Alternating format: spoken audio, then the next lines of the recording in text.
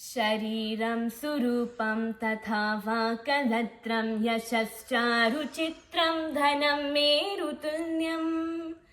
मनश्चेन दग्नं कुरोरङ्घ्रिपद्मे ततः किं ततः किं ततः किं ततः किं कलत्रं धनं पुत्रपौत्रादि सर्वं गृहं बान्धवा सर्वमेतद्धि जातम् मनश्चेन लग्नं कुरोरङ्घ्रिपद्मे ततः किं ततः किं ततः किं ततः किं शरङ्गादिवेदो मुखे शास्त्रविद्या कवित्वादिगद्यं सुपद्यं करोति मनश्चेन लग्नं कुरोरङ्घ्रिपद्मे ततः किं ततः किं ततः किं ततः किं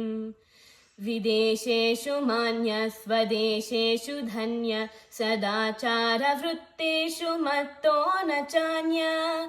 मनश्चेन लग्नं कुरोरङ्घ्रिपद्मे ततः किं ततः किं ततः किं ततः किं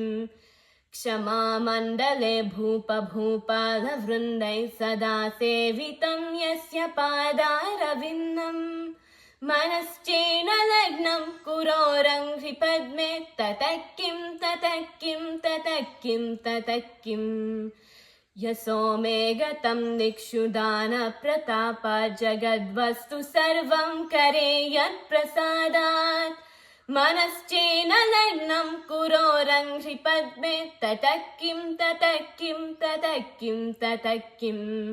न भोगे न योगे न वा वाजिराजौ न कान्तामुखे नैव वित्तेषु चित्तम् मनश्चेन लग्नं कुरोरङ्घ्रिपद्मे ततः किं ततः किं ततः किं ततः किम्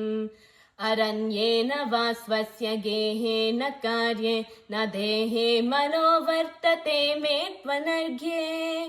मनश्चेन लग्नं कुरोरङ्घ्रिपद्मे ततः किं ततः किं ततः किं ततः किं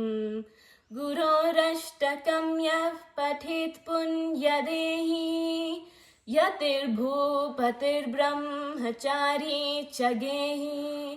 धमेद्वाञ्छितार्थं पदं ब्रह्मसज्ञं गुरोरुक्तवाक्ये मनो यस्य लग्नम्।